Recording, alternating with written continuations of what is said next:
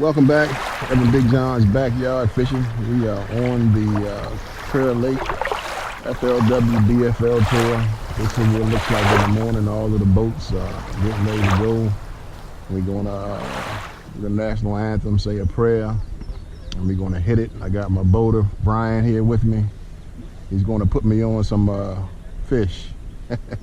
He said it's been hard, but we're going to get out there and see if we can't make it happen. So we'll see if we can make it happen. It's going to be a hot one too. So, you know, when you spend time in all this heat, you want to come back with something. So,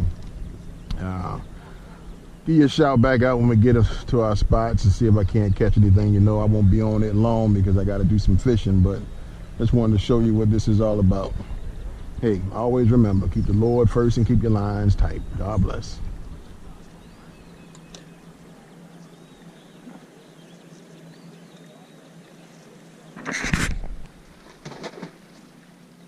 Welcome back, Reverend Big John's Backyard Fishing. We on the board with a little 15 skinny one, probably about a pound. Sun's starting to come up. It's about to get brutal, but we fishing, trying to find some more.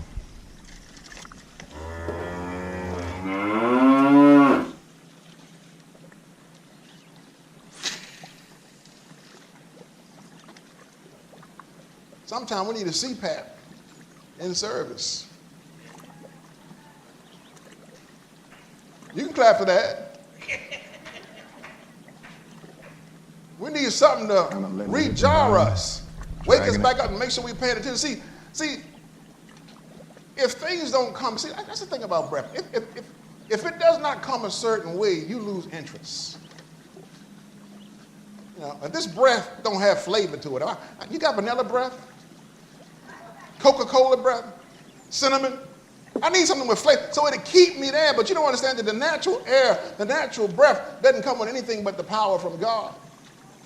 And so you got to focus on not the pretty stuff, but the real stuff. The thing that's going to keep you locked in to inhale and exhale. Stop stressing. Stop fighting God. He's not meant to be fought. Because you can't win. You know you're a loser on that end, right? You know you don't have a shot, you don't have a chance. You know you only have a prayer. You can't fight God. He's too big, too wide, too high, too low. Under him, you can't get around him. So stop trying. Start breathing. Stop letting all this world get at you and say, you know what, I can't do this, I can't do. People looking for a home, trying to get a new home. Young Lon have been blessed with a new home. Stop holding your breath. Step out on faith. When you step out on faith, you got to do some things you really wouldn't even want to do. It's called being a good steward of what God has given you. You can't just go and spending money, act crazy all over the place, and you're talking about I'm broke. Lord, bless me with some money. Everybody don't got a plant like Deacon Carter that puts you $20 out. I've been looking for plants like that all my life. My plants just keep giving me dead leaves. He got a plant that drops $20 on you. Breathe. Relax. It's okay. All will be well. Jesus said that. He didn't die for us to hold our breath. He didn't die for us to be failures. He didn't die for us to have a whole bunch of excuses for why we can't praise him, why we can't do this, why we can't do it. He didn't die for any of those things. He died for a people that right would on that love corner, him and big he would old love in splash. return. He died so that you would have a complete flow of oxygen. And all the carbonation that comes out of you goes to its plant, so the plants can use that to give you what? That life-breathing oxygen again.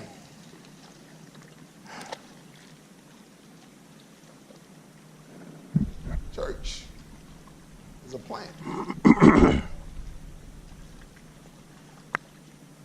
We breathe oxygen into the church.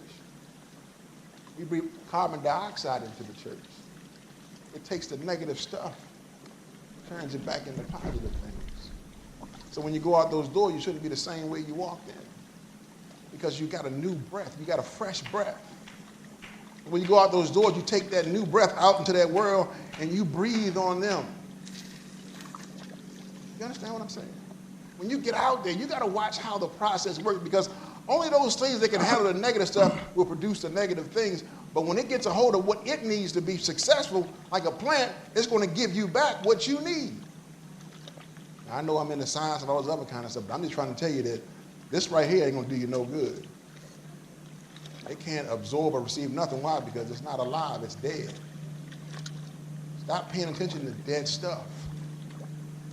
Pay attention to those things that are alive. Even our loved ones, when they're gone, they're gone. But their memory lives on. All of the good stuff lives on. Everything that they represented, everything that they did, that never dies. But don't focus on the things that were negative and that were bad. Focus on those things that would give life and keep giving life.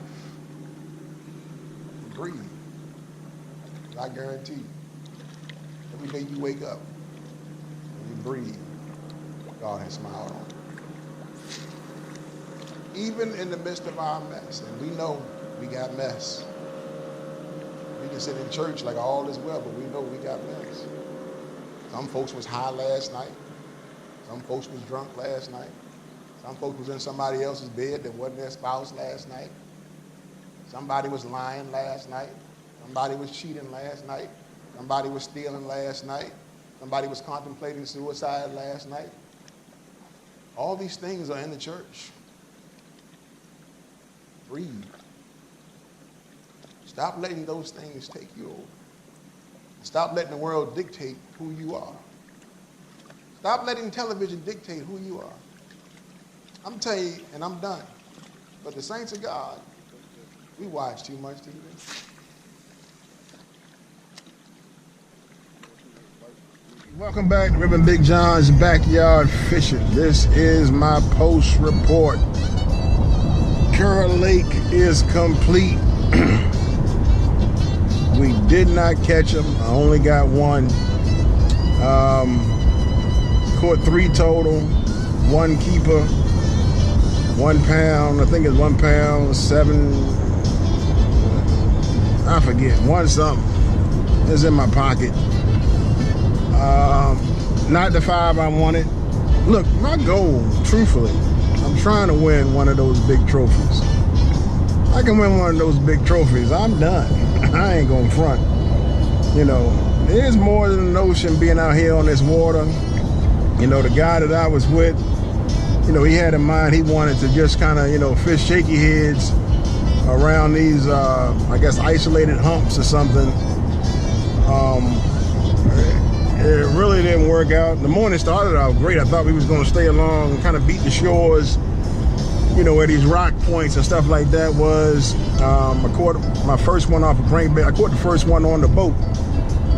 You know, so I'm like, all right, yeah, it's early in the morning, first 30 minutes. I got one on. And, you know, so I was cranking for a minute. I actually did a bunch of things. I threw my whopper plopper, you know, I threw the shaky head. Man, I threw a whole bunch of stuff, man, trying to get these fish to bite. I don't know how many fish really were around. You know, not many, in my opinion, because even the ones that he caught were small. He caught some non-keepers and stuff as well. He ended up getting 4 keepers. You know, but nothing sizable. And you know, as a co-angler, let me just explain something to you real quick if I haven't done it before. But as a co-angler, you're at the mercy of your boater. You know, you go where he wants to go, and you got to figure out how to fish his pattern. I would have preferred, of course, to beat the shores, find some, you know, kind of stay on those rocky points. Also, I would try to find some grass somewhere. You know, I can fish better in grass than I am in open water. Of course, everybody has a preference, but wherever they go is where you got to go, you know, and that's where you, I mean, when I went to the Potomac, we went to one spot and we stayed there all day long. Now, that one spot, it held fish. The problem was, it's like 100 boats there, you know, 75 to 100 boats. So you do the math. If you got 75 to 100 boats and every boat has 2 people with lines, you know, if you do 75, that's 150. Right? That's 150 people with their lines. in the water. You know, so I mean, they were there, but if it was there by yourself, you could have crushed them. There, you got to pick it up between everybody else. So it was a tough day there. You know, so the day was tough, but we was out on the water. It was hot though. It was hot. James River's next. James River probably be even hotter. It'd be nice if it was a cloudy day, a little bit of rain. I don't mind the rain, truthfully, especially when it was hot. I mean, it was hot. You could fry an egg on top of my head hot. You know. Anyway, on my way back to North Carolina, got a 4-hour trip. Just wanted to stop in, you know, that's why I didn't come back. I didn't come back because wasn't nothing we were coming back for. You know, and we'd have started, if we had located the fish and we was hitting them, I would have came back, but we just didn't locate them, you know, and it'd be like that sometimes. You know, sometimes I wish I was a boater, sometimes I don't. I give props to those guys though. You know, that fishing is not easy. You know, people think it's easy. It is not easy. First of all, that boat ride is enough to kill you. The day's water, it was a calm day, but the water was super choppy, man. So we were slamming. I mean, when you ride on a boat at 60-something miles an hour and you up and down, it feel like you hitting concrete. I need to put some shocks in them chairs, some shock absorbers or something. You know, so to do that week in and week out and, you know, 2- and 3-day tournaments like the pros do, and man, I tell you what, it's not me. You know, I like the leisure fishing, get me a boat and kind of cruise along. I ain't trying to kill nobody at breakneck speeds. I lost my hat twice. We got it twice. You know, thank goodness he went and got it for me, you know, because a lot of times that thing would have just been gone. So anyway, had a rough day. Looking forward to the next tournament, end of July. Whew, that even sounds hot. And we'll get back at it again. Traveling mercies for all those who are traveling back to their homes and places of destination. Hey, this is Reverend Big John. Always remember, keep the Lord first and keep your lines tight. See you next time on the water. God bless.